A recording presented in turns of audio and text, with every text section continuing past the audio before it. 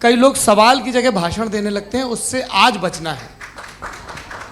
जी मुफ्ती साहब, पहला सवाल आपका, 16 मिनट हैं, हम दोनों लोगों के सवाल लेंगे। जी जी, आप इन्फिनिट रिग्रेस ऑफ कॉजेस को पॉसिबल मानते हैं या नेसेसरी बीइंग के एग्जिस्टेंस को सही समझते हैं? क्योंकि दो ही ऑप्शन हो सकता है, आप ये बताएं।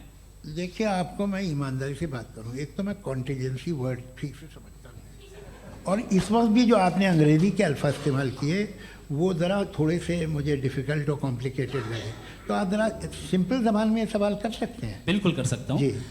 यूनिवर्स की हर चीज कॉन्टिंजेंट होने का मतलब यह है कि वो अपने एग्जिस्टेंस में किसी के ऊपर डिपेंडेंट है।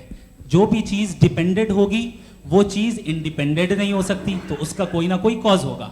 तो अब आप क्या समझते हैं कि ये इन्फिनिट रिग्रेस है, यानी कॉज पर कॉज, कॉज पर कॉज, कॉज पर कॉज, और कभी कोई यानी ये एंडलेसली चलता रहा? क्योंकि अगर ऐसा होगा तो हम तो एग्जिस्टेंस में आते ही नहीं। लॉजिकली ये मुत्तफक अलैह चीज है, मुत्तफक अलैह अग्रीड अपॉन।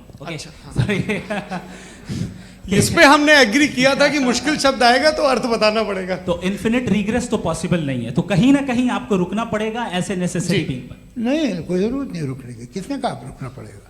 आप रुकते हैं खुदा पे, आप नहीं रुकते। आप कहते हैं वो हमेशा से, जब उस वक्त से है जब वक्त नहीं था।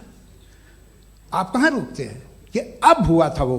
आप नहीं कहते। हम क्यों नहीं मान सकते कि यूनिवर्स जो है और बल्कि मल्टीवर्सेस जो है वो हमेशा से हैं, वो बनती है, बिगड़ती है।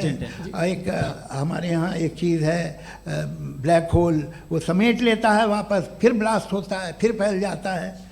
और इसमें हमारी तो खैर कोई औकात ही नहीं है इंसान की।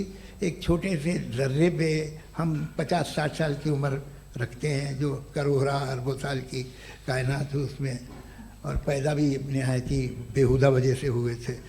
तो इसमें ये सोचना कि इसकी वजूहात और ये क्यों है, ये डिपेंडेंट है, ये हम देख रहे हैं, क्या मालूम। आप सोचिए कि ये जो फैल रहा है। अब जवाब दूं?